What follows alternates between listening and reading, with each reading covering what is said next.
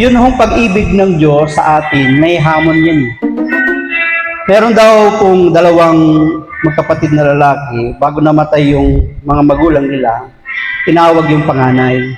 Anak, sabi daw ng magulang, malapit na kaming bawian ng buhay ng iyong ama, sabi ng nanay. Hanggat maaari, sabi niya, ipagkakatiwala namin sa iyo ang kapatid ng bunso. Bantayan mo siya, alagaan, arugain. Kung kinakailangan magbuwis ka ng buhay para siya'y maligtas, gawin mo. Nangako naman yung panganay, so nung pumanaw yung magulang, dalawa silang magkasama. Inaalagaan nung kuya, yung bunso.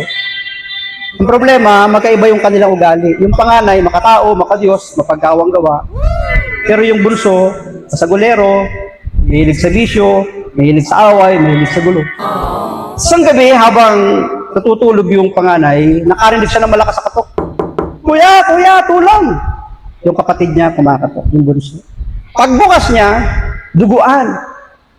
Sabi ng bunso, kuya, naparambol ako, nakasaksak ako ng tao. Sabi niya, tulungan mo ako, iligtas mo ako, hinahabol ako ng mga pulis. Dahil nakapangako siya dun sa magulang na iingatan, ililigtas yung kanyang kapatid. Sabi nung kuya, madali ka, hubarin mo yung damit mo, magpalit tayo ng damit.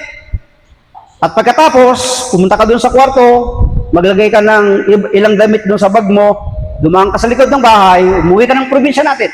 Huwag kang babalik hanggat di ko sinasabi sa'yo. Ganun nga ginawa, nakatakas. Then, may kumakatok na naman. Pagbukas ng panganay, mga pulis, nakita siyang duguan. Walang sabi-sabi, pinukpok siya ng baril, tinusok siya, binugbog siya, ginulpi, kinalagkad, dinala sa presinto, pinapaamin doon sa krimen. Hindi siya kumikibo. Hindi siya nagsasalita.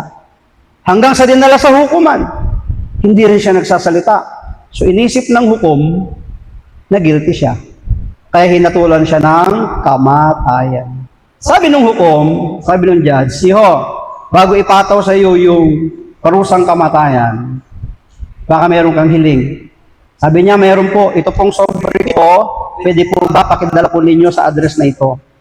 Sabi nung hukom, sige. So, ipinadala. Yung pala, yung address na yon, yung address ng probinsya kung nasaan yung kanyang kapatid na bunso. Nung makarating yung sulat, binasa ng bunso, sabi doon sa sulat, kapatid ko, sabi niya, habang binabasa mo ang sulat na ito, maaaring ako'y patay na sapagkat ako'y hinatulan ng kamatayan dahil sa kasalanan ng pagpatay na ikaw ang may gawa na sa akin ipinataw. Oh, no! Ang pakiusap ko lang sa'yo, magbagong buhay ka na. Nung mabasa yun ng kapatid, dalo-dalo siyang lumuwas. Pinuntahan yung presinto na sinasabing siya ang pumatay. Siya ang may kasalanan, siya ang dapat parusahan ng kamatayan. Pinuntahan niya ang hukuman, sinasabing siya ang pumatay, siya ang nagkasala, siya ang dapat parusahan. Parusahan niyo ako. Sabi ng hukuman, hindi ka napaparusahan sapagkat may nagdusa na sa krimeng ikaw ang may gawa ang iyong kuya. Sundin mo na lang kung ano sinasabi ng iyong kuya, magbagong buhay ka na. Sabihin mo sa katabi mo, mahal ako ng Diyos. Kaya magbabago ako. Yun naman ang sabi ng aklat ng Romans 6, di ba? Nang si Jesus ay namatay sa krus, kasama tayong namatay. Nang siya'y muling mabuhay, kasama tayong nabuhay sa buhay na walang hanggan at sa pagbabagong buhay. So ano ang hamon ng pag-ibig ng Diyos? Bagong buhay.